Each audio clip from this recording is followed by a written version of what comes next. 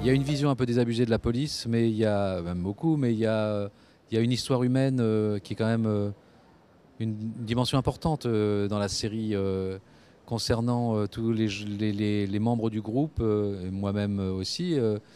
Les vies sont chaotiques, les vies sont des vies d'hommes et de femmes un peu, comment dire, dans le chaos.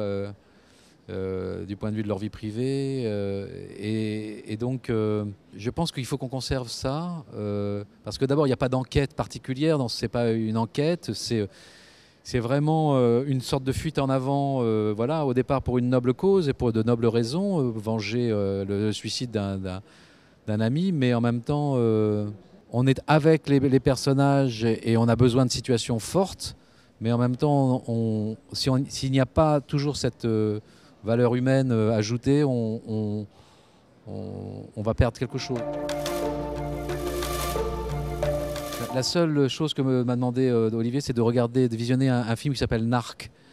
Voilà, avec Ray Liotta et puis un autre garçon dont voilà. Et donc je l'ai vu avec plaisir.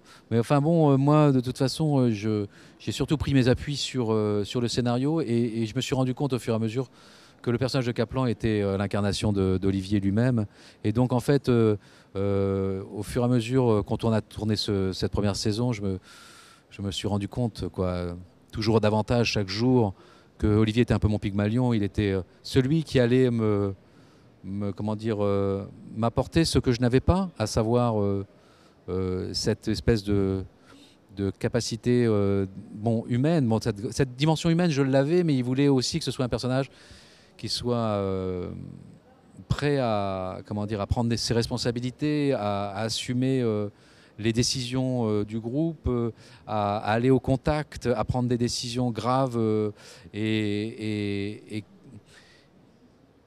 dont il ignorait même, dont il pouvait même ignorer, comment dire, l'issue à terme. Donc j'aimais et puis cette façon aussi de pouvoir relever le défi du contact avec les voyous aussi, parce qu'en fait, il y a toute une manière d'être physique, une autorité, une façon de,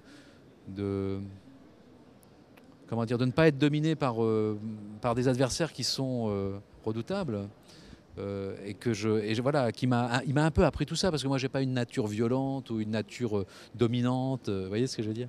Voilà, donc il m'a appris tout ça. Je me suis rendu compte que il était lui-même tout ça, c'est-à-dire à la fois un cœur énorme, un homme très généreux, délicieux, mais en même temps avec des gouffres, avec des démons et avec une violence. Il nous a initiés au fond à l'interpellation dans différentes situations, conditions, en douceur, plus violemment.